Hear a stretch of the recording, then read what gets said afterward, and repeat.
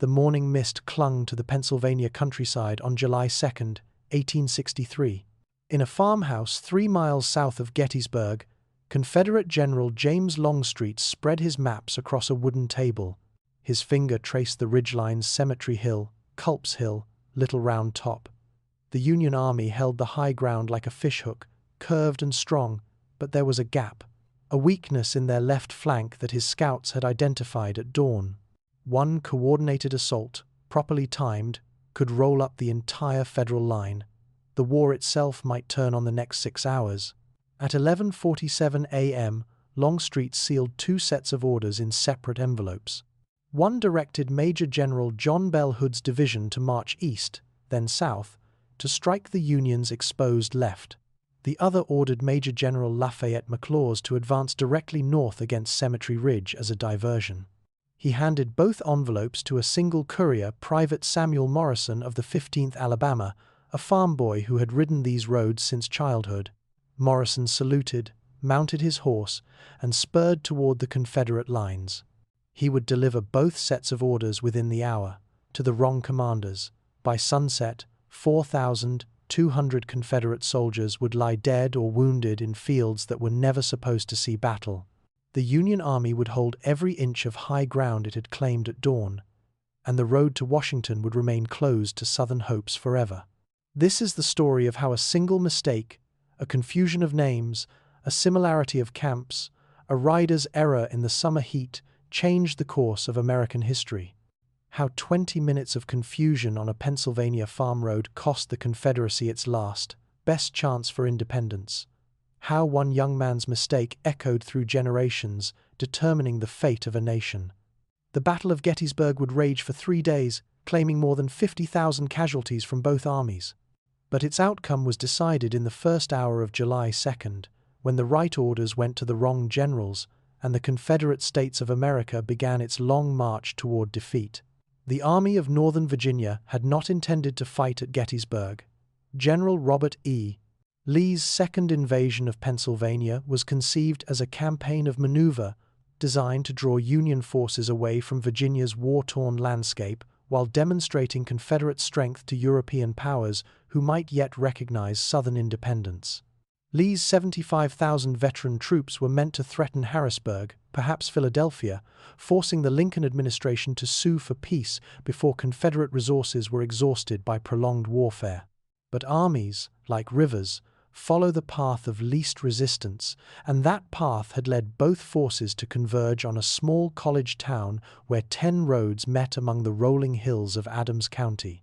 On July 1st, advance elements of Major General Henry Heth's Confederate division had collided with Federal cavalry under Brigadier General John Buford, triggering a meeting engagement that escalated beyond either commander's ability to control. By nightfall of July 1st, both armies were committed to battle whether their commanders wished it or not. The tactical situation had crystallized into opposing lines that would define the next 72 hours of American history. The Union Army of the Potomac, numbering nearly 85,000 men under Major General George Gordon Meade, held a defensive position that military textbooks would later describe as nearly perfect. The Federal line resembled a fishhook when viewed from above. The hook's eye curved around Culp's Hill and Cemetery Hill north of Gettysburg, where artillery batteries commanded all approaches to the town. The shank ran south along Cemetery Ridge for nearly 2 miles, a natural rampart of limestone and shale that rose 40 feet above the surrounding countryside. At the southern terminus, 2 rocky prominences, Little Round Top and Round Top, anchored the Federal left flank like massive stone fortresses. This position offered every advantage that military engineers could desire: high ground for artillery placement, interior lines for rapid troop movement, natural obstacles to channel enemy attacks, and multiple fallback positions if any sector of the line was compromised. The Union Army, fighting from prepared positions with secure supply lines to its rear, held what amounted to an impregnable fortress stretching across 3 miles of Pennsylvania landscape. Lee's Army of Northern Virginia faced this formidable position from positions that violated every principle of sound tactical deployment. The Confederate line was longer than the Federal position, stretching along Seminary Ridge and the roads radiating from Gettysburg in an arc that extended nearly 5 miles. This dispersion meant that Lee's forces were weaker at every point of contact, unable to concentrate overwhelming strength against any sector of the Union line. Moreover, the Confederate position offered inferior observation and fields of fire. Seminary Ridge was lower than Cemetery Ridge, placing Southern artillery at a disadvantage in the counter-battery duels that would inevitably precede any infantry assault. Confederate commanders could not observe Federal dispositions with the clarity that their opponents enjoyed, while Union signal stations on Cemetery Hill could track every Confederate movement across miles of open country. The logistical situation favored the defenders even more decisively. The Federal Army was supplied through Baltimore and Washington, with rail lines carrying ammunition, medical supplies, and reinforcements directly to the battlefield. Confederate logistics depended on wagon trains that stretched back through the Shenandoah Valley to Richmond, vulnerable to cavalry raids and weather delays that could leave Lee's army without essential supplies at critical moments. Yet Lee had not crossed the Potomac River to fight a defensive battle. The Confederate commander understood that his strategic situation required decisive victory, not tactical stalemate. The Army of Northern Virginia was operating in enemy territory, hundreds of miles from its supply bases, with limited ammunition and medical resources. Time favored the Union, which could afford to wait for reinforcements while Confederate strength gradually diminished. Political considerations also demanded aggressive action. Lee's invasion was intended to demonstrate Confederate military power to European nations, particularly Great Britain and France, whose recognition might provide the diplomatic leverage necessary to secure Southern independence. A defensive battle, even if successful, would not achieve the kind of dramatic victory that might convince foreign governments to intervene on behalf of the Confederacy. The Confederate commander spent the pre-dawn hours of July 2nd studying terrain features through field glasses mounted on the cupola of the Lutheran Seminary. The Federal position appeared strong, but Lee had broken stronger positions during 2 years of campaigning in Virginia. At Chancellorsville, just 2 months earlier, his army had achieved decisive victory against superior numbers through audacious flanking movements that struck the enemy where they least expected attack. Lee identified the key to Federal strength and weakness with the practiced eye of a professional soldier. The Union line was strongest at its center and right, where successive ridgelines and natural obstacles created multiple defensive positions. But the left flank, anchored on the Round Tops, appeared more vulnerable to the kind of turning movement that had brought Confederate success in previous battles. Intelligence reports from cavalry patrols and local civilians suggested that the Federal left was in the air, military terminology for an unanchored flank that could be turned by determined assault. Major General Daniel Sickles' 3 Corps held this sector, but Sickles was known for tactical unconventionality that sometimes placed his men in exposed positions. If Confederate forces could maneuver around the Union left, they might roll up the entire Federal line from south to north, forcing Meade's army to retreat or face destruction in detail. The plan that emerged from Lee's morning reconnaissance was elegant in its conception and potentially decisive in its execution.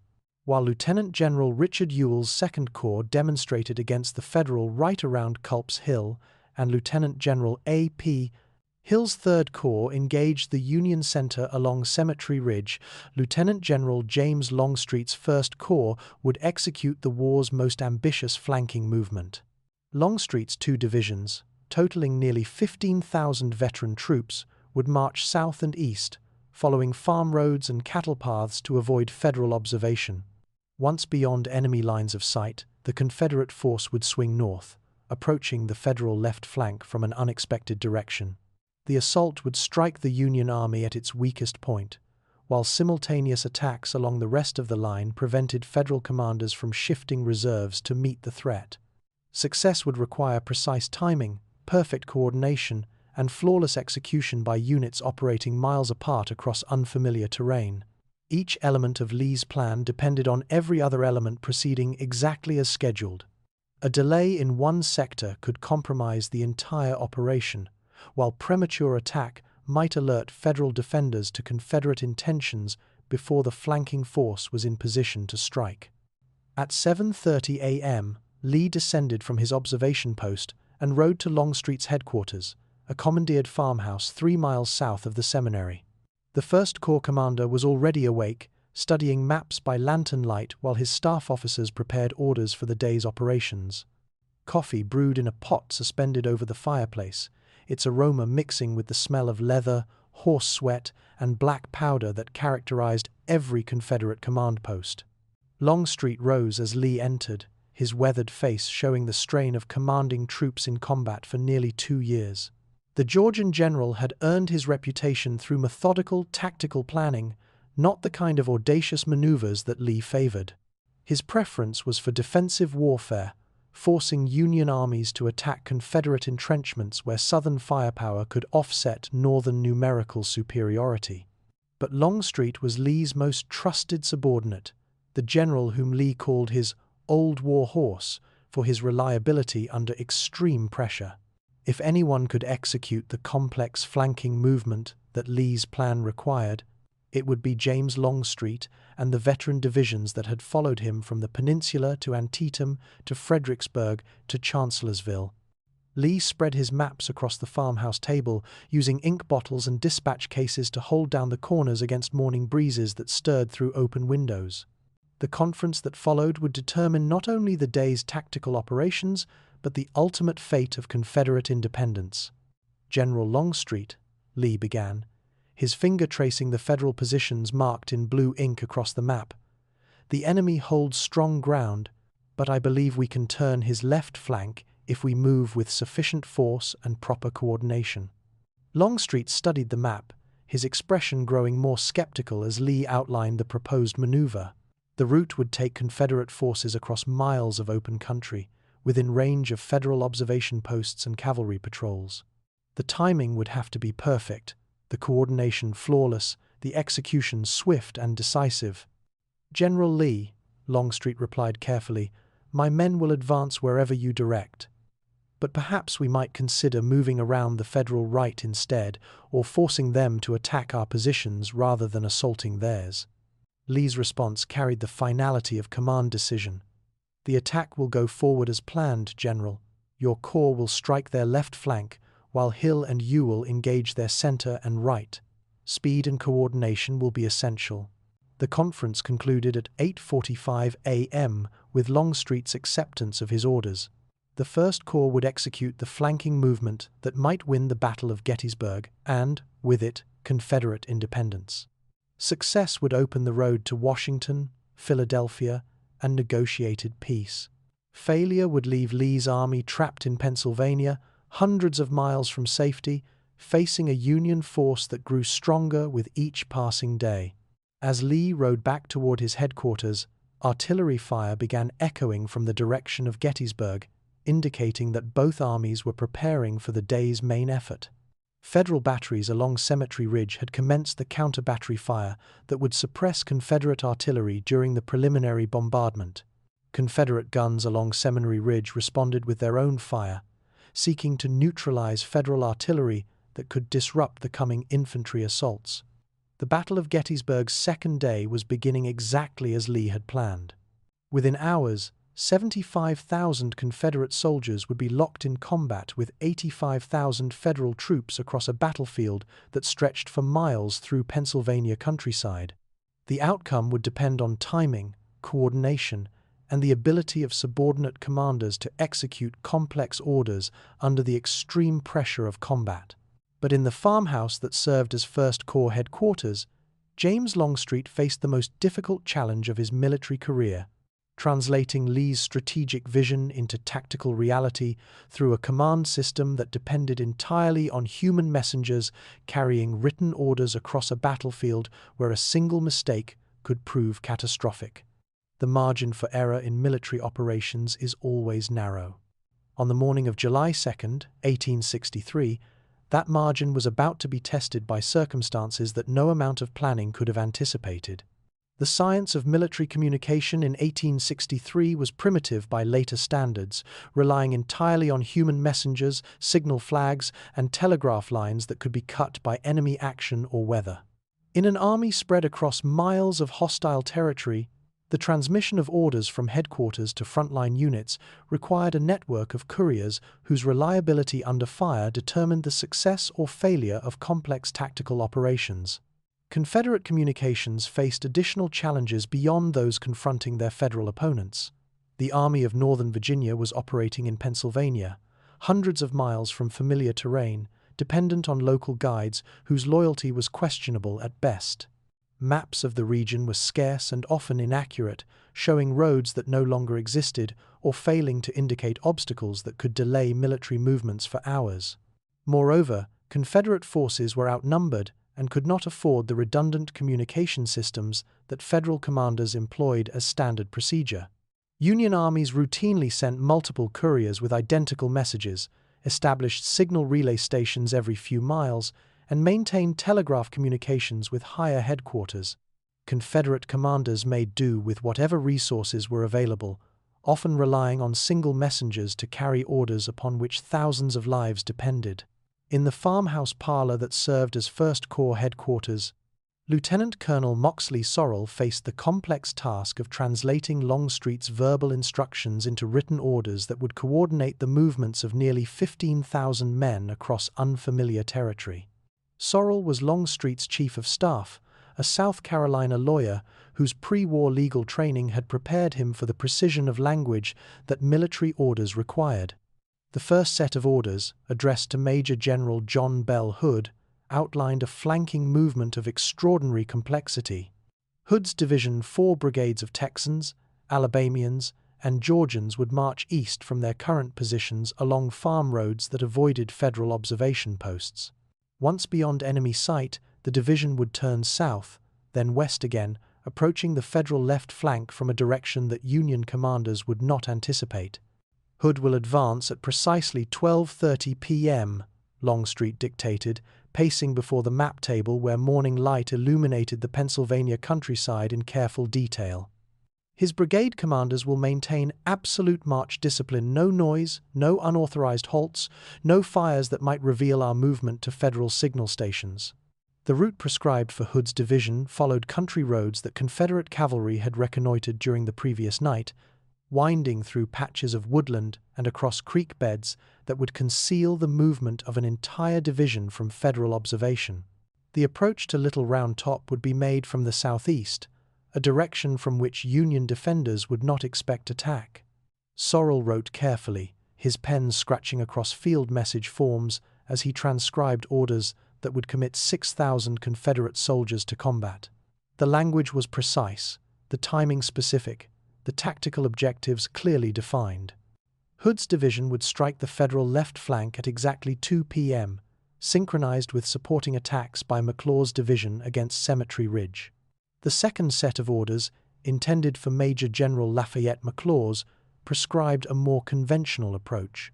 McLaws would advance his division 4 brigades of South Carolinians, Georgians, and Mississippians directly north from their current positions, engaging Federal forces along Cemetery Ridge in what appeared to be the main Confederate assault. This attack was carefully planned as a diversion, intended to fix Federal attention on the Union center, while Hood's men maneuvered into position for the decisive blow against the enemy's left flank. McLaws would commence his demonstration at 1 p.m., advancing with sufficient force to convince Federal commanders that the primary Confederate assault was developing along Cemetery Ridge. McLaws will advance with 2 brigades forward, 2 in support. Longstreet continued his dictation. The objective is to engage Federal attention while maintaining sufficient force to exploit any breakthrough that Hood's attack might create. Under no circumstances will McLaws commit his reserves until Hood's assault is fully developed. Sorrell completed both sets of orders by 11:30 a.m., copying the text onto official 1st Corps stationery and sealing each dispatch in an envelope marked with Longstreet's personal seal. The orders were precise in their language, specific in their timing, and clear in their tactical objectives. Success would require exact coordination between divisions operating miles apart, but such coordination was possible if orders reached their intended recipients without delay or confusion. Outside the farmhouse, the sound of artillery fire was increasing as Confederate batteries commenced the preliminary bombardment that traditionally preceded infantry assault. Federal guns responded from Cemetery Ridge and Cemetery Hill, beginning the counter-battery duel that would determine which army's artillery could support its infantry during the crucial assault phase. Longstreet summoned his personal courier, Private Samuel Morrison of the 15th Alabama Infantry. Morrison was 22 years old, the youngest son of a Montgomery County horse trader who had taught his children to ride before they could walk properly. The young private had been selected for courier duty based on his equestrian skills and his perfect record of message delivery through 2 years of combat. Morrison possessed qualities that made him ideal for courier service in the Confederate Army.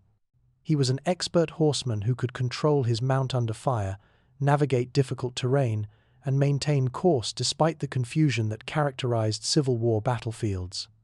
His knowledge of horses allowed him to evaluate the condition of his mount and adjust his riding pace to preserve the animal's strength during long rides across rough country.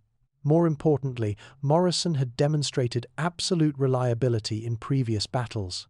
During the Chancellorsville campaign, he had carried orders through Union lines during a night movement that required him to pass within yards of Federal picket posts. At Fredericksburg, he had delivered dispatches while under artillery fire that killed his horse and wounded him in the shoulder. His service record showed no instances of failed message delivery, delayed dispatch, or confusion about recipients. But Morrison had never served in Pennsylvania, and the roads around Gettysburg bore no resemblance to the familiar landscapes of Virginia where he had learned his trade. The Pennsylvania countryside was a maze of farm lanes, creek beds, and wooded ridges that could confuse even experienced local residents. For a courier whose knowledge was based on Virginia geography, navigation would require constant attention to landmarks, road signs, and terrain features that might or might not match the verbal descriptions provided by his commanders. "Morrison," Longstreet said, extending both sealed envelopes, "you will deliver these orders immediately and without delay. Lives depend on their prompt and accurate delivery." Morrison accepted the dispatches, noting the addresses written in Sorrell's precise handwriting. Major General Hood's headquarters were described as being located in a grove of oak trees near a stone farmhouse with a distinctive red roof, approximately 1 mile south of the peach orchard. Major General McLaws was positioned along the Millerstown Road west of Seminary Ridge, near a crossroads marked by a broken fence and a stone springhouse. The descriptions were detailed enough to guide a courier familiar with the local geography, but potentially confusing to someone who had never seen the landmarks in question.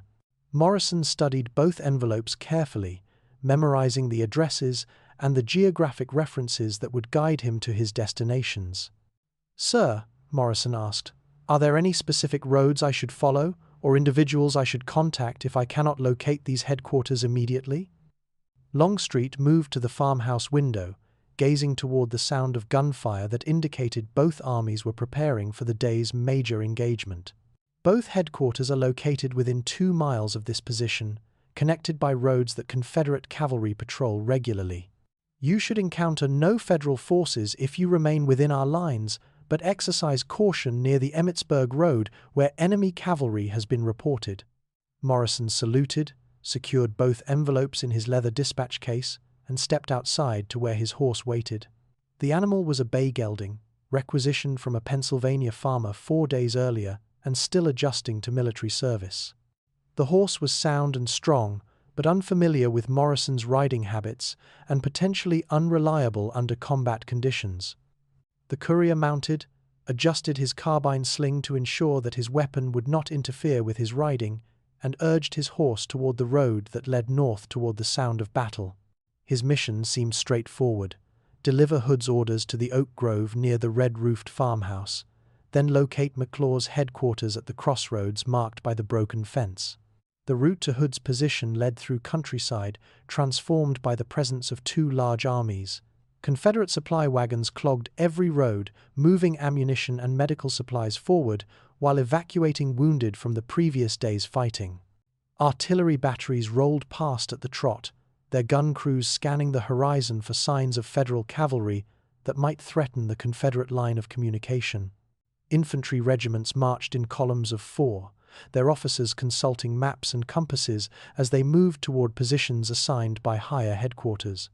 The men were veterans of multiple campaigns, their uniforms worn and patched, their equipment reduced to essentials through 2 years of hard service. They moved with the practiced efficiency of soldiers who had learned that survival depended on following orders promptly and completely. Morrison guided his horse through the military traffic, following farm roads that wound between patches of woodland and across fields where Pennsylvania farmers had cultivated corn, wheat, and hay until war disrupted the normal rhythms of agricultural life. The civilian population had largely fled, leaving behind empty farmhouses, abandoned crops, and livestock that would feed both armies regardless of battle's outcome.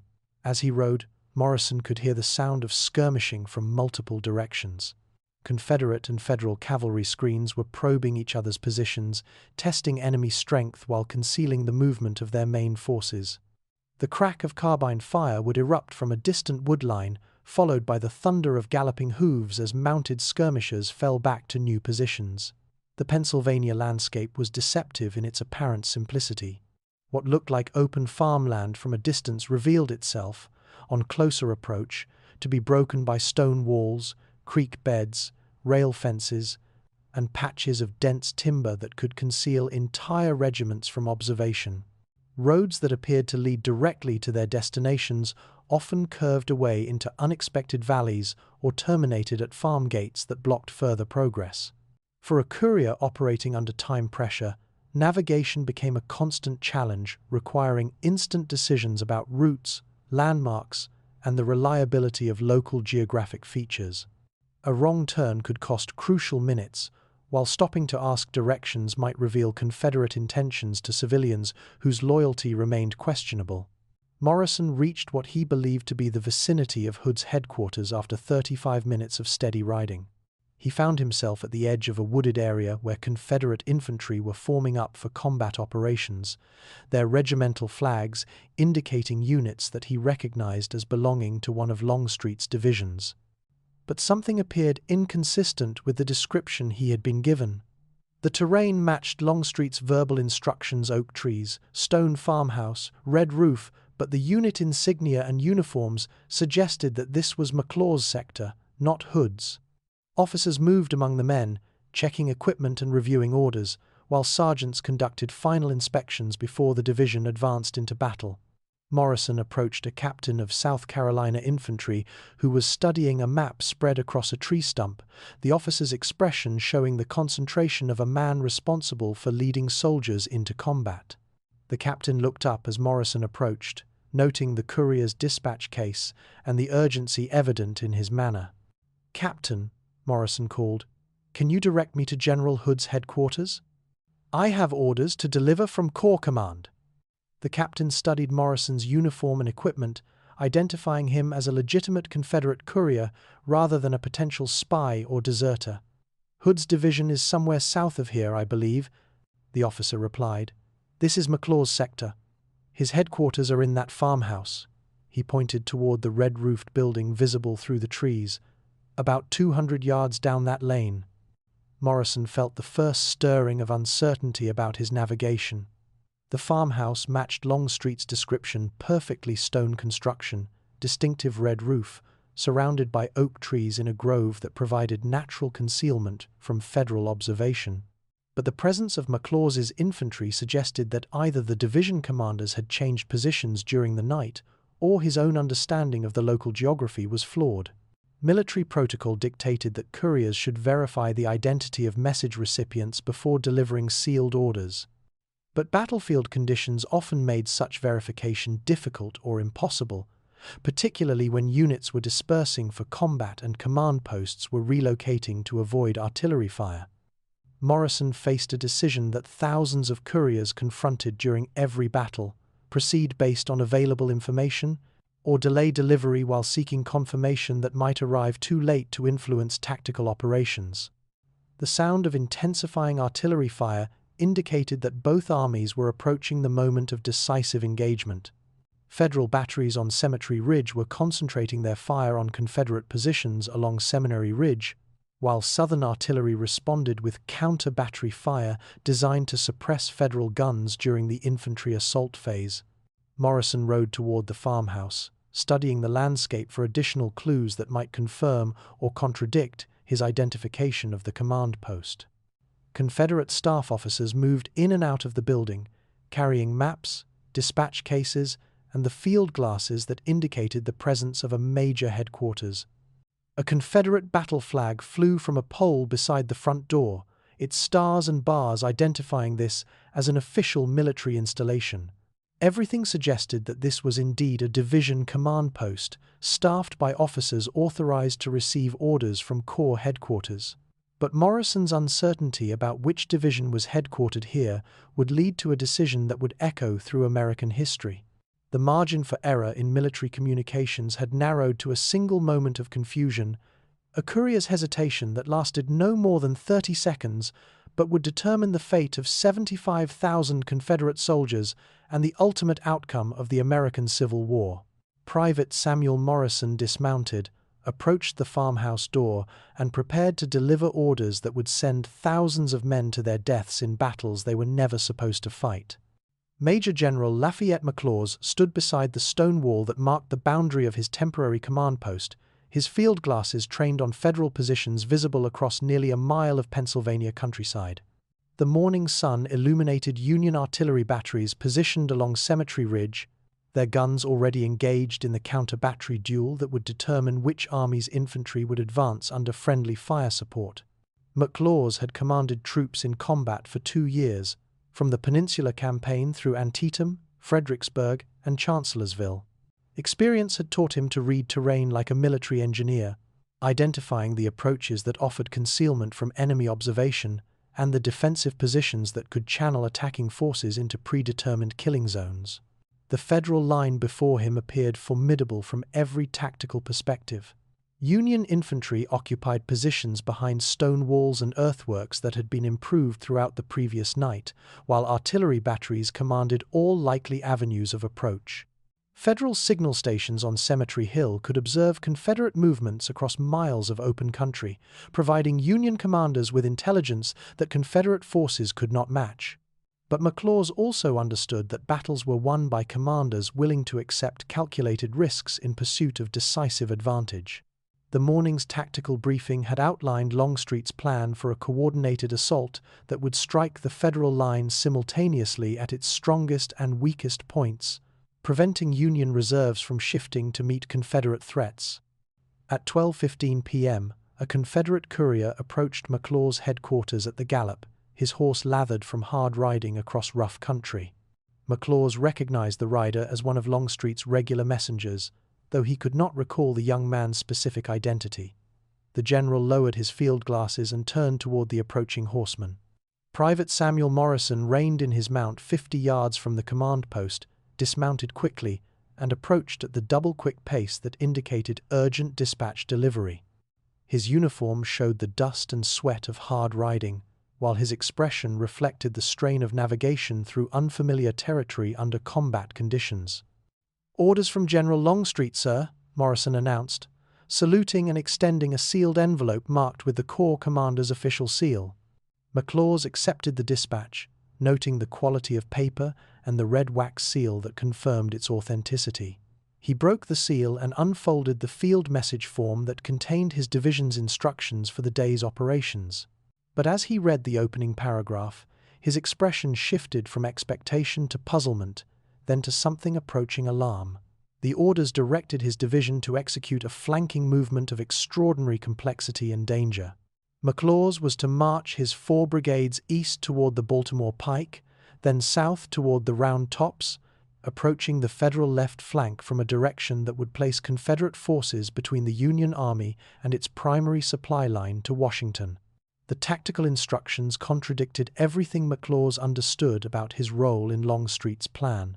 According to the morning's briefings, his division was to advance directly north against Cemetery Ridge, engaging Federal forces in a demonstration designed to distract enemy attention, while Hood's division maneuvered against the Union left flank.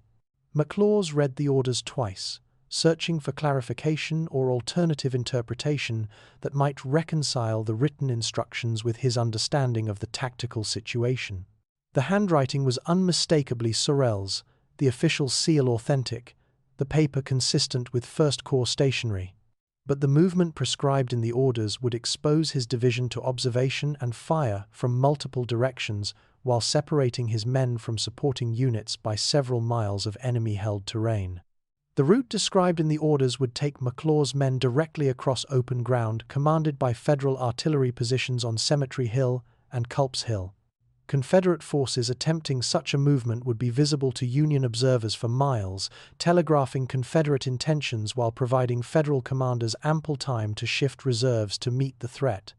Moreover, the timing specified in the orders seemed inconsistent with coordinated operations. McLaws was directed to commence his movement at 1 p.m., but no mention was made of supporting attacks by other Confederate divisions. The orders appeared to prescribe an independent operation by a single division against the strongest sector of the Federal defensive line. "Morrison!" McLaws called to the courier, who was watering his horse at a well beside the farmhouse. "Are you certain these orders are intended for my division?" The tactical instructions seem inconsistent with this morning's planning conference. Morrison approached, his face showing the strain of courier duty under combat conditions. Sweat streaked the dust on his cheeks, and his horse showed signs of hard use despite the relatively short distance traveled. Navigation through unfamiliar territory while avoiding Federal patrols had clearly tested both rider and mount. "Sir," Morrison replied, "General Longstreet was specific about delivery destinations. These orders are addressed to the division commander, whose headquarters are located near the stone farmhouse with the red roof, which corresponds to this location." McLaws glanced toward his command post, noting the architectural features that Morrison had described. The identification seemed accurate based on the courier's instructions, but the tactical situation remained confusing. Perhaps Lee had modified his original plan based on overnight intelligence reports, or perhaps Longstreet had received new information about Federal dispositions that required changes to the morning's tactical scheme. The sound of intensifying artillery fire from multiple directions indicated that both armies were approaching the moment of general engagement. Confederate batteries along Seminary Ridge were concentrating their fire on Federal positions, while Union guns responded with counter-battery fire that sought to neutralize Southern artillery before the infantry phase began. Time was becoming a critical factor in tactical decision-making. Orders that arrived too late to influence battle outcomes were worthless regardless of their tactical soundness, while delays in execution could compromise the entire Confederate plan. McLaws faced the fundamental dilemma that confronted every subordinate commander in combat: execute questionable orders promptly, or seek clarification that might arrive too late to matter. Military doctrine strongly emphasized the importance of following orders from superior authority, particularly during combat when individual commanders could not assess the overall tactical situation. Subordinate generals were expected to execute their assigned missions regardless of apparent inconsistencies, trusting that Corps and Army commanders possessed information unavailable at division level.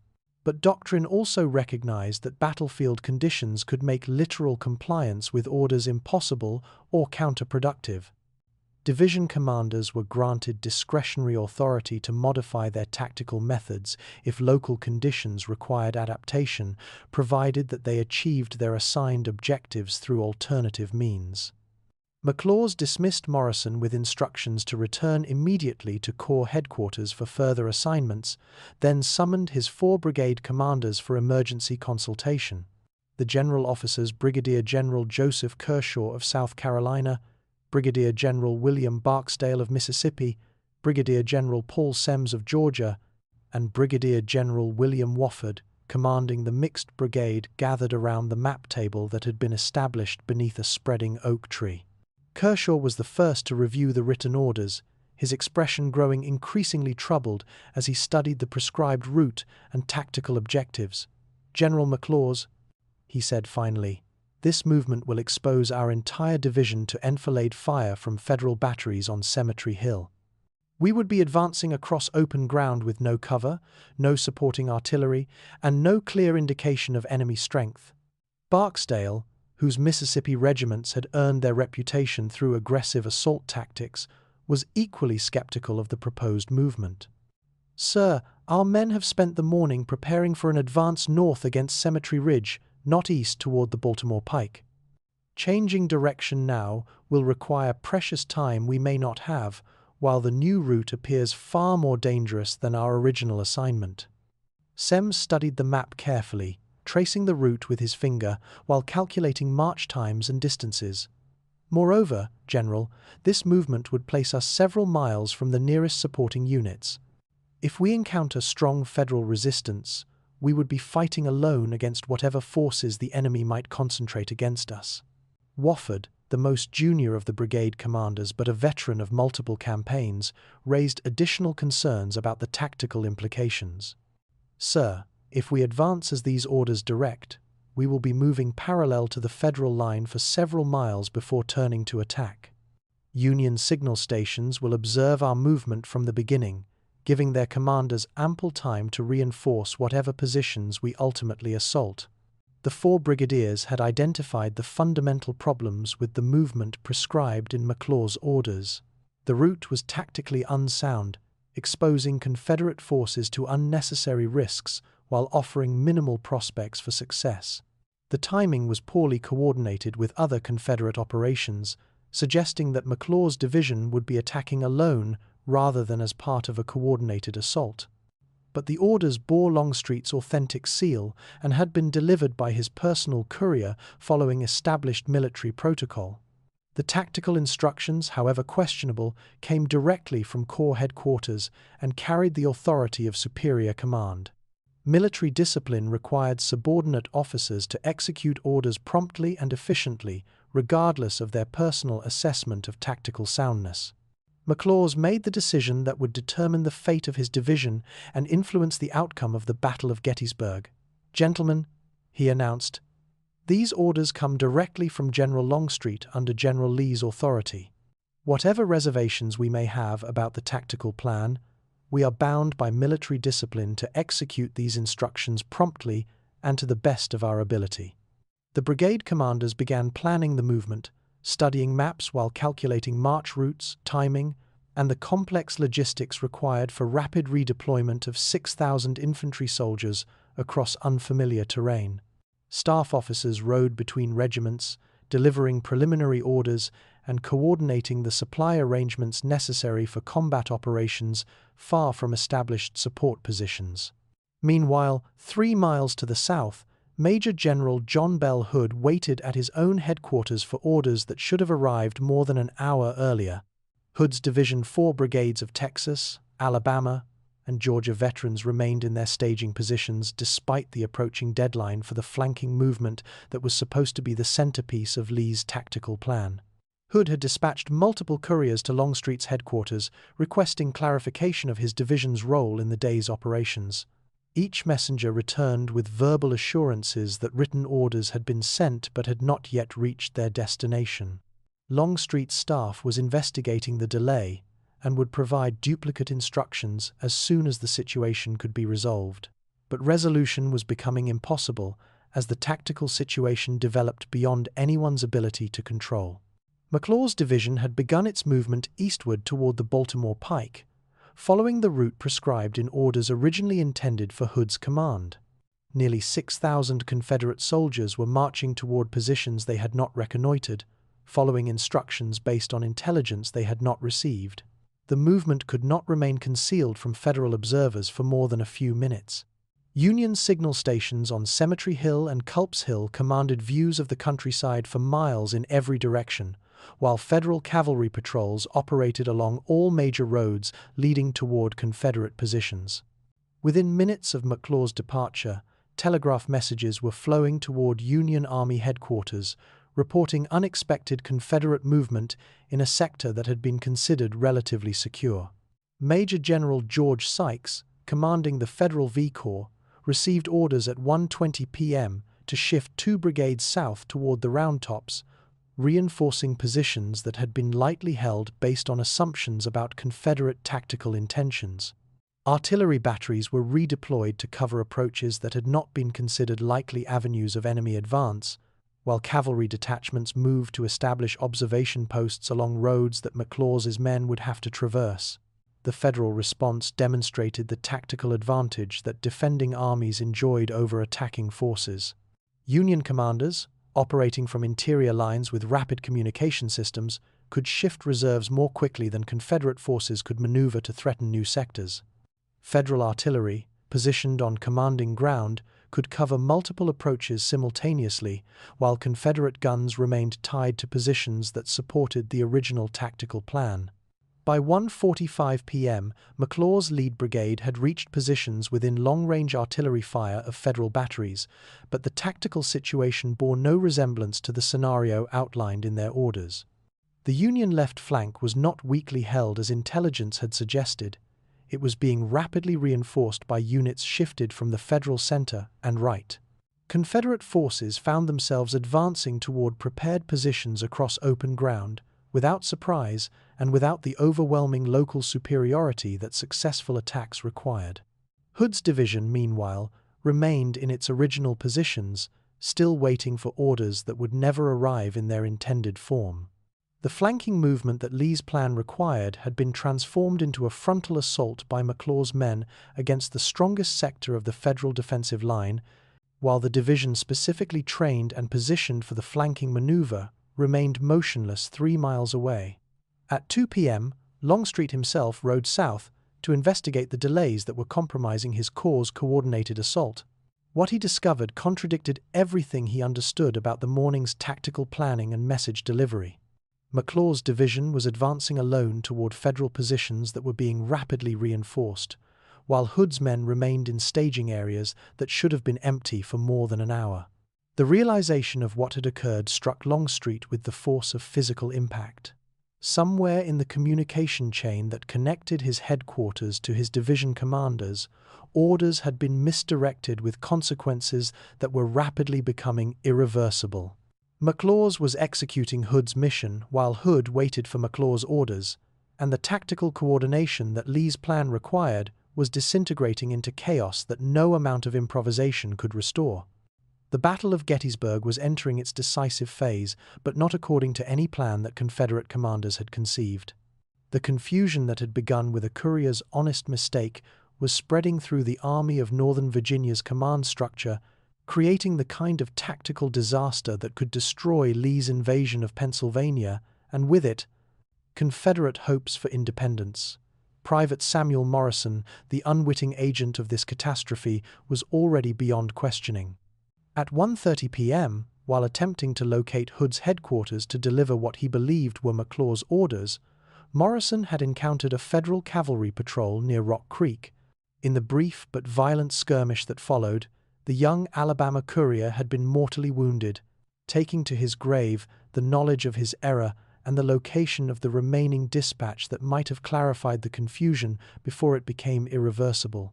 The margin for error in military operations had disappeared entirely, replaced by the inexorable logic of battle that transforms human mistakes into historical consequences.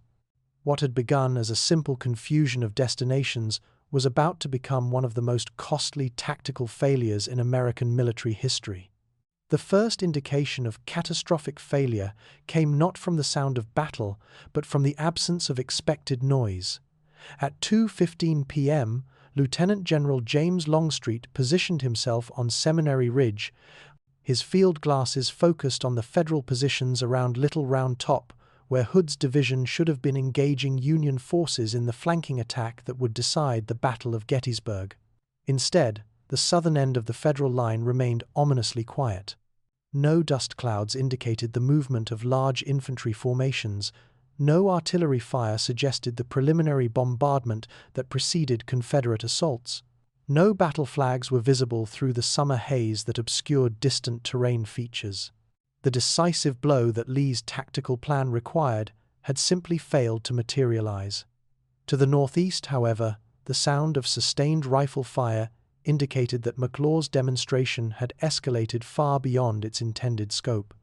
What was planned as a limited engagement to distract Federal attention had become a full-scale assault, with Confederate infantry advancing across open ground against some of the strongest positions in the Union defensive line. Through his field glasses, Longstreet could observe McLaws' brigades moving steadily towards Cemetery Ridge, their battle flags marking the advance of nearly 6,000 Confederate soldiers toward Federal positions that bristled with artillery and entrenched infantry. The South Carolina Brigade led the assault, followed by Barksdale's Mississippians, while Georgia and mixed brigades provided support from positions that offered no protection from Federal defensive fire. Longstreet dispatched Captain Thomas Gorey, his senior aide-de-camp, to investigate Hood's delay while personally riding north to assess McLaws' engagement. What he discovered contradicted every assumption underlying the morning's tactical planning. McLaws' division was committed to a frontal assault against Cemetery Ridge, the strongest sector of the Federal defensive line, while Hood's division remained motionless in staging areas 3 miles to the south. General McLaws? Longstreet called as he approached the division command post, now relocated to a position within artillery range of Federal batteries. Why has your division departed from its assigned demonstration?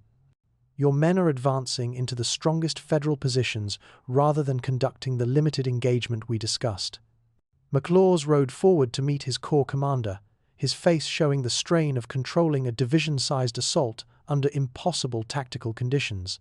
Confederate infantry were advancing by brigade columns across nearly a mile of open ground, taking casualties from Federal artillery fire while approaching Union positions that had been reinforced throughout the day.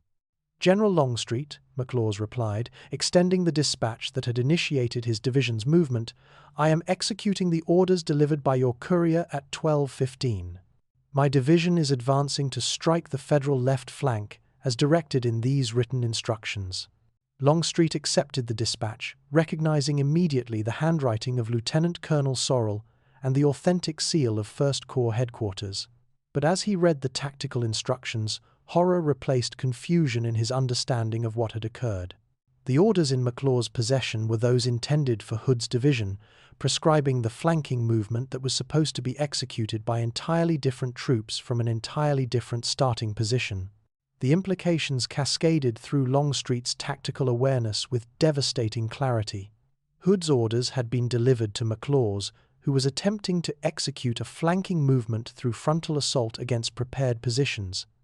Meanwhile, McLaws' orders directing a limited demonstration against Cemetery Ridge had presumably been delivered to Hood, explaining why Hood's division remained in positions suitable for a flanking movement, but useless for the direct assault that McLaws was now conducting. General, Longstreet said, his voice strained by the magnitude of tactical disaster he was witnessing, these orders were not intended for your command. Your division was assigned to demonstrate against Cemetery Ridge while Hood's men executed the flanking movement. We must halt this advance immediately and attempt to coordinate with Hood's division.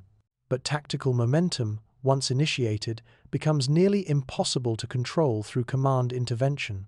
McLaws' brigades were already committed to assault positions under Federal fire, advancing across ground where withdrawal would be as costly as continued attack. Confederate soldiers who had advanced 1,000 yards toward enemy positions could not simply halt and reverse direction without suffering catastrophic casualties during any attempted disengagement. Moreover, Federal commanders had responded to McLaws' advance by reinforcing Cemetery Ridge with troops shifted from other sectors, creating the exact opposite of the tactical situation that Lee's plan had intended to achieve. Instead of drawing Federal reserves away from the Union left flank, McLaws' assault had concentrated Union strength at the point where Confederate forces were most vulnerable to defensive fire.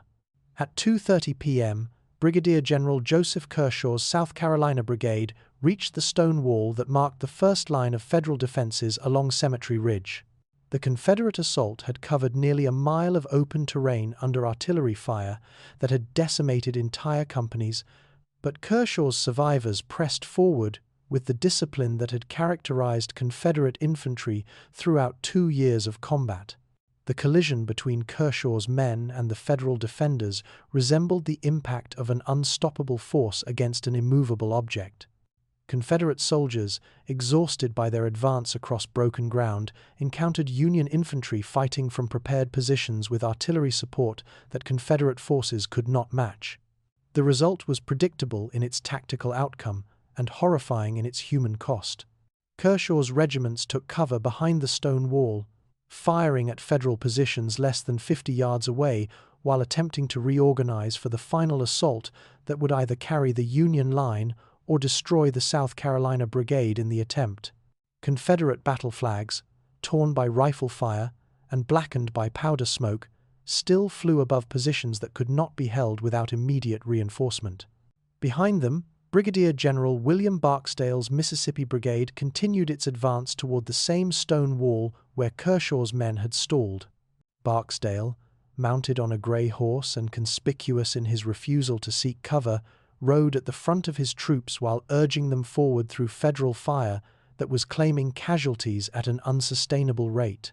The Mississippi general's personal courage inspired his men to achieve what tactical analysis suggested was impossible. Barksdale's regiments crossed the same killing ground that had stopped Kershaw's assault, reaching positions within 20 yards of the Federal line before concentrated Union fire finally halted their advance. Barksdale himself fell mortally wounded just as his men came within rifle range of their objective. The death of William Barksdale marked the moment when McLaws' assault transformed from tactical failure into human catastrophe. The Mississippi Brigade, having advanced farther than any other Confederate unit during the entire battle, found themselves isolated in an exposed position with no possibility of withdrawal and no hope of receiving the reinforcements necessary to complete their attack. Individual Mississippi soldiers began moving toward the rear, their movement becoming company-sized withdrawals, then regiment-sized retreats as the Confederate line finally disintegrated under pressure that no infantry formation could sustain indefinitely. The collapse, when it came, was sudden and complete, transforming an organized assault into a chaotic scramble for safety across the same open ground that Confederate forces had crossed during their advance. Federal artillery, which had been concentrating on Confederate positions throughout the assault, now turned its attention to the retreating Confederate infantry. Union batteries positioned on Cemetery Hill and Cemetery Ridge could cover the entire field across which McLaws' men were attempting to withdraw, creating a killing zone that claimed additional casualties among soldiers who had already survived the most dangerous phase of the battle. At his headquarters 3 miles to the south, Major General John Bell Hood finally received clarification of his division's mission when a staff officer from Longstreet arrived with verbal orders to advance immediately toward Little Round Top. But the tactical opportunity that Lee's plan had envisioned no longer existed. Federal commanders, alerted by McLaws' premature assault, had redeployed substantial forces to meet threats they had not previously anticipated. The Union V Corps had moved south in strength, while artillery batteries that might have been surprised by Hood's flanking movement were now positioned to cover all approaches to the Federal left flank. Signal stations on Little Round Top had been observing Confederate positions for more than 2 hours, providing Union commanders with intelligence that made surprise impossible and coordination extremely difficult. Hood's division began its advance at 3:15 p.m., following the route originally prescribed for a flanking movement that had been compromised by McLaws' earlier assault. The 1st Texas Infantry, 4th Alabama Infantry, 15th Alabama Infantry, and 47th Alabama Infantry regiments, whose names would become synonymous with Confederate courage, moved through the same woods and across the same ridges that Federal observers had been watching since early afternoon. The approach to Little Round Top, which should have surprised Federal defenders, instead encountered Union positions that had been reinforced specifically to meet the threat of Confederate flanking movements. The 20th Maine Infantry, 83rd Pennsylvania Infantry, and supporting artillery batteries were positioned to cover every approach route that Hood's men might use to reach the summit of the rocky hill that anchored the Federal left flank.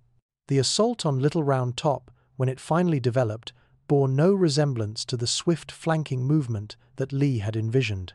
Instead of striking an undefended flank, Hood's brigades found themselves attacking prepared positions in a frontal assault that violated every principle of sound tactics. Confederate soldiers advanced uphill against Federal infantry fighting from behind stone walls, supported by artillery that commanded every approach to the objective.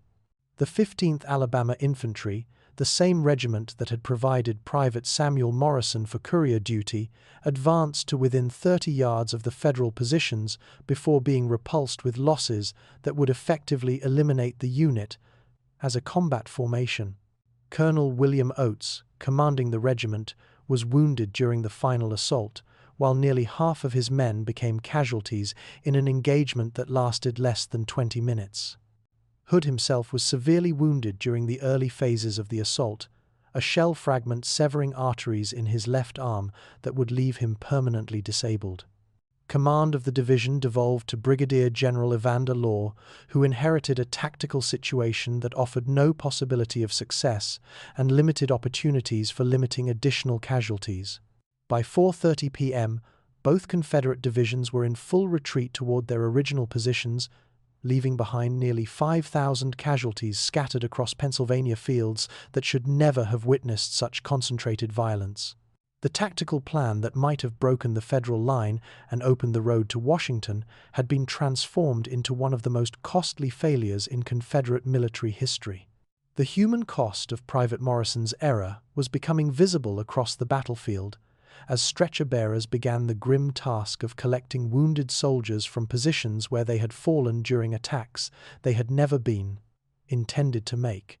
Confederate field hospitals, established to treat casualties from a brief flanking movement, found themselves overwhelmed by the wounded from two simultaneous frontal assaults against the strongest Federal positions. Confederate surgeons worked by lantern light as evening approached, performing amputations and treating wounds with limited medical supplies that had been calculated for an entirely different type of battle. The moans of wounded soldiers filled the summer air, creating a sound that would haunt survivors of Gettysburg for the remainder of their lives. At his command post on Seminary Ridge, Robert E. Lee received reports that confirmed the failure of his tactical plan and the effective destruction of Longstreet's 1st Corps as a combat formation. The Army of Northern Virginia, which had awakened that morning with reasonable prospects for decisive victory, was now struggling to maintain its positions against Federal forces that seemed to grow stronger with each passing hour. The Battle of Gettysburg would continue for one more day, culminating in Pickett's charge against the Federal center, but the outcome had already been determined by events that occurred between noon and sunset on July 2nd. A courier's mistake, lasting perhaps 30 minutes, had altered the trajectory of American history in ways that would not be fully understood for generations. The Confederate States of America's best opportunity for achieving independence through military victory had been lost not through superior Federal strategy or Confederate tactical incompetence, but through a simple error in communication that sent the right orders to the wrong commanders at the moment when perfect coordination was essential for success. As darkness fell over the Pennsylvania countryside, burial details began identifying the dead and preparing casualty reports that would carry the names of men who had died fighting battles they were never supposed to experience. The margin for error in military operations, always narrow, had proved insufficient to accommodate the human factors that no amount of planning could anticipate or control. The rain that began falling at midnight on July 3rd seemed to weep for the thousands of Confederate soldiers who would never see another dawn. In field hospitals established in Pennsylvania barns and farmhouses, Confederate surgeons worked through the night by the wavering light of oil lamps and candles, treating wounds that might have been avoided if orders had reached their intended destinations 12 hours earlier. Major General Lafayette McLaws sat in a commandeered barn that served as his temporary headquarters, writing the report that would explain to posterity how his division had suffered 40% casualties in a single afternoon's engagement. The mathematics of military disaster reduced themselves to numbers that could not adequately convey the human cost. 6,000 men committed to assault, 3,600 returned capable of further service, 1,200 wounded and evacuated to field hospitals, 800 missing, captured, or confirmed dead. The South Carolina Brigade had been particularly devastated. Brigadier General Joseph Kershaw's 4 regiments had advanced farther than any other Confederate unit during the entire battle, reaching Federal positions that no assault should have attempted to carry. The 2nd South Carolina Infantry had lost 60% of its strength, while the 3rd South Carolina Infantry had been reduced to fewer than 200 effective soldiers from an original strength of nearly 500. Brigadier General William Barksdale's Mississippi Brigade had suffered even more severely. The general himself lay in a Federal field hospital, mortally wounded during the final moments of his regiment's advance towards Cemetery Ridge. His death had removed one of the Confederacy's most aggressive brigade commanders, while his regiments had been so damaged that they would require months of recruitment and training before returning to combat effectiveness. The tactical analysis was equally devastating. McLaws' assault had achieved the opposite of its intended effect, alerting Federal commanders to Confederate intentions while drawing Union reserves to sectors that Lee's plan required to remain weakly defended. Instead of creating the diversion that would facilitate Hood's flanking movement, McLaws' premature attack had strengthened the very positions that Hood was supposed to strike with overwhelming local superiority. Colonel Sorrell, McLaws dictated to Longstreet's chief of staff, who was helping compile casualty reports, "Please note in the official record that my division advanced in compliance with written orders bearing General Longstreet's authentic seal, delivered by his personal courier at 12:15 p.m. on July 2nd. The tactical instructions were executed to the best of my ability under battlefield conditions that proved far more difficult than anticipated." 3 miles south, Major General John Bell Hood faced similar challenges in accounting for his division's performance during the assault on Little Round Top. Hood's personal wounds, a shell fragment had severed arteries in his left arm, prevented him from writing detailed reports, but the tactical situation required immediate assessment of his division's combat capability for potential future operations. The Texas Brigade had been decimated during the assault on Little Round Top. The 1st Texas Infantry, which had entered the battle with 426 officers and men, could muster fewer than 180 soldiers capable of further combat duty. The 4th Texas Infantry had been reduced to company strength, while the 5th Texas Infantry existed only on paper, its survivors scattered among other regiments or evacuated to field hospitals. The Alabama regiments had suffered equally severe losses. The 15th Alabama Infantry Private Samuel Morrison's unit had been virtually destroyed during the final assault against Federal positions on Little Round Top. Colonel William Oates, the regiment's commanding officer, had been wounded and captured, while nearly 300 of his 400 soldiers had become casualties during an engagement that lasted less than 30 minutes. The human cost of the courier's error extended beyond simple casualty statistics to encompass the destruction of military units that had required years to train and could never be adequately replaced. Confederate regiments were recruited from specific geographic regions, creating bonds of kinship and community that made each unit's destruction a localized catastrophe affecting entire counties and towns throughout the South. The 2nd South Carolina Infantry, for example, was recruited primarily from Charleston and the surrounding low country. The regiment's casualty list would carry the names of men from families that had known each other for generations, creating grief that would extend far beyond individual households to encompass entire communities whose young men had volunteered for Confederate service. The tactical implications extended beyond the immediate battle to influence Confederate strategy for the remainder of the war. The Army of Northern Virginia had crossed the Potomac River with approximately 75,000 effective soldiers. The losses at Gettysburg, nearly 28,000 casualties over 3 days of fighting, represented more than 1/3 of Lee's entire force, including some of his most experienced and reliable units. More importantly, the specific units destroyed on July 2nd were those that Lee depended upon for the kind of aggressive offensive operations that had characterized Confederate strategy since the war's beginning. Longstreet's 1st Corps was the Army of Northern Virginia's primary assault formation, trained and equipped for the flanking movements and coordinated attacks that had brought Confederate victory at Second Bull Run, Fredericksburg, and Chancellorsville. The loss of McLaws and Hood's divisions as effective combat formations meant that Lee would never again possess the tactical flexibility that had made him the most feared Confederate general.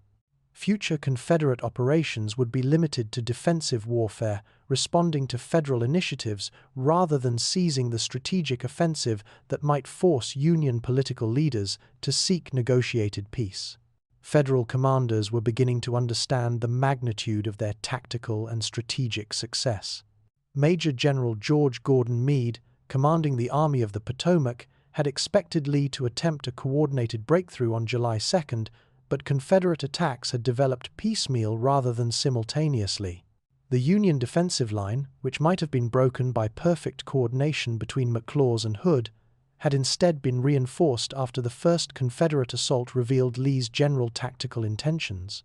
The intelligence value of the day's fighting was equally significant for federal planning.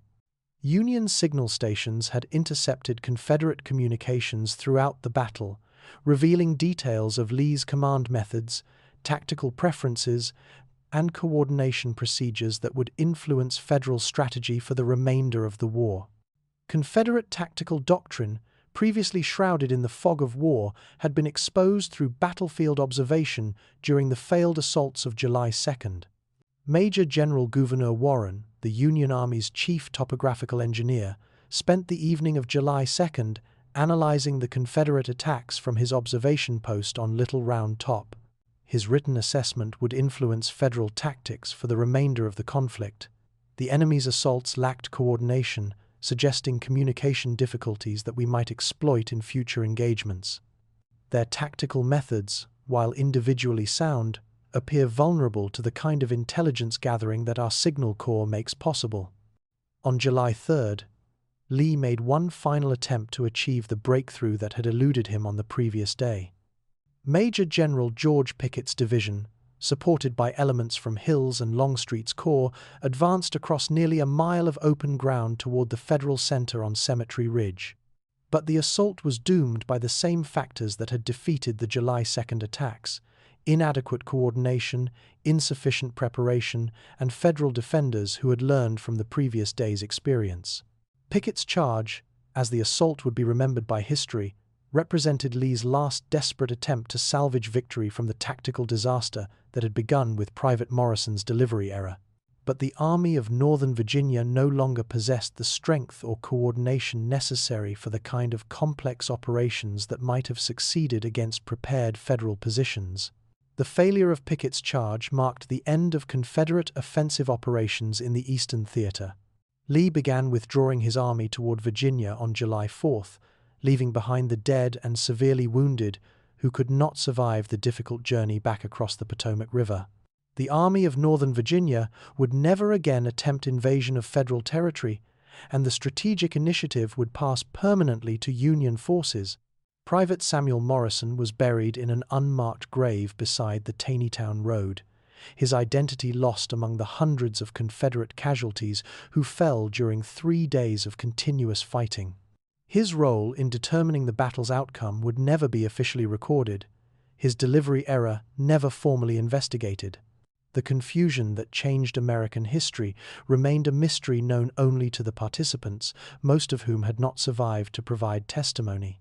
In the decades following the war, military historians would analyze the Battle of Gettysburg from every conceivable perspective, examining Lee's strategic decisions, the performance of individual commanders, the impact of terrain on tactical operations, and the role of superior federal numbers and equipment. Libraries would be filled with studies of command decisions, tactical movements, and the political implications of Confederate defeat. But the role of military communications, the fragile network of couriers, written orders, and signal systems that connected Army headquarters to frontline units, would receive minimal attention in official histories. The dependence of 19th-century warfare on human messengers carrying handwritten orders across distances measured in miles and time measured in minutes was simply accepted as a given condition that all armies had to manage. The contribution of Private Morrison's error to Confederate defeat would remain hidden in the larger narrative of tactical and strategic failure. Official reports would attribute Lee's failure to various factors: overly aggressive tactics, inadequate reconnaissance, Federal defensive advantages, and the difficulty of coordinating complex operations across unfamiliar terrain. The role of a single courier's mistake in determining the fate of Confederate independence would never be acknowledged in formal military records. Yet for the families throughout the South who received notification that their sons, husbands, and fathers had been killed or wounded in Pennsylvania, the tactical details mattered less than the human cost. The Battle of Gettysburg had claimed more Confederate casualties than any single engagement of the entire war, including nearly 5,000 soldiers who died or suffered wounds because orders meant for one division had been delivered to another. The war would continue for nearly 2 more years, but its ultimate outcome had been determined during those crucial hours on July 2nd when perfect coordination was required for Confederate success. The margin for error in military operations had proved insufficient to accommodate human factors that no amount of planning could anticipate or control. Lee's army would fight on, achieving tactical victories at battles like Cold Harbor and the Wilderness, but these successes could not restore the strategic initiative that had been lost at Gettysburg. The Confederate States of America would never again possess the military strength necessary to force Union acceptance of Southern independence through battlefield victory. The Army of Northern Virginia's retreat from Pennsylvania marked the beginning of a defensive phase that would continue until Lee's surrender at Appomattox Courthouse on April 9, 1865. The Confederate cause, which had seemed achievable through military victory just hours before Private Morrison mounted his horse on the morning of July 2, 1863, had been irretrievably compromised by 30 minutes of confusion that sent the right orders to the wrong commanders at the moment when perfect execution was essential. The Battle of Gettysburg would be remembered as the war's turning point, the moment when Confederate hopes for independence began their irreversible decline. But the true turning point had occurred not during the famous assaults that filled newspaper accounts and official reports, but during a brief conversation between a confused courier and a general who received orders meant for someone else. History is often determined by such moments, instances when individual human error intersects with vast historical forces to alter the trajectory of nations and civilizations. Private Samuel Morrison's mistake lasted only minutes, but its consequences would echo through American history for generations, shaping the nation that emerged from 4 years of civil war. The young courier from Alabama could never have imagined that his navigation error on Pennsylvania farm roads would help determine whether the United States would remain united or be permanently divided into 2 separate nations. But such is the nature of historical causation. Small errors can produce enormous consequences when they occur at critical moments in the intersection of human decision-making and historical circumstance. As dawn broke over the Pennsylvania countryside on July 4, 1863, the Battle of Gettysburg was effectively over, though skirmishing would continue throughout the day as Lee organized his withdrawal. The Independence Day that commemorated American liberty had witnessed the failure of the Confederate attempt to secure Southern independence through military victory.